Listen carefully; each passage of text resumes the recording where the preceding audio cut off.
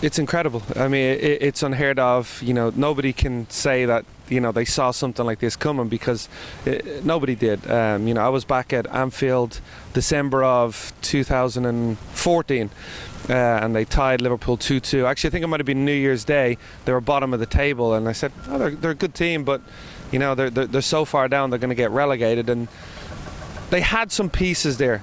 But obviously Pearson had them moving in the right direction to keep them up. But bringing in a coach like Ranieri, who I think, even though he's an older coach, he still had something to prove as well. It didn't go well for him at Greece, and he made some really, really canny signings.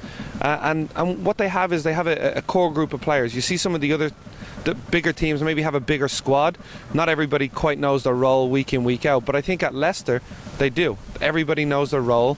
They have a style of play that suits the individuals within that squad, and because of that, they've been incredibly successful. And it's not over a 10-game period. We've seen that before. Hull City, second in the league after 10 games, or this is over the course of a year now. It's incredible, and again, I don't think anybody saw this coming. I talked to him in December. I interviewed Peter Cech, and I asked him. I said, "What is it about the Premier League?" And he said, the money. All of a sudden now you have full internationals playing at West Ham, and Leicester, and players are going to get paid more money to play at Leicester and West Ham than they probably would in other top leagues at top teams. So they're attracting better players.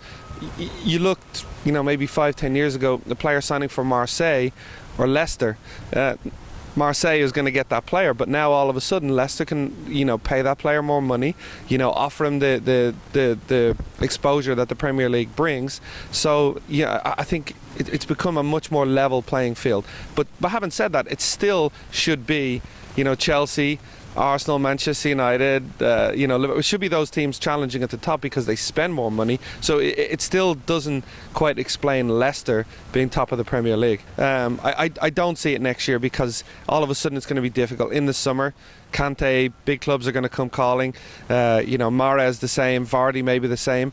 It's going to be hard for those clubs to hold on to those players. But I do think we are going to see a more level playing field in the Premier League than any other league, because the riches are spread across. In La Liga, Barcelona, Real Madrid, Atletico Madrid.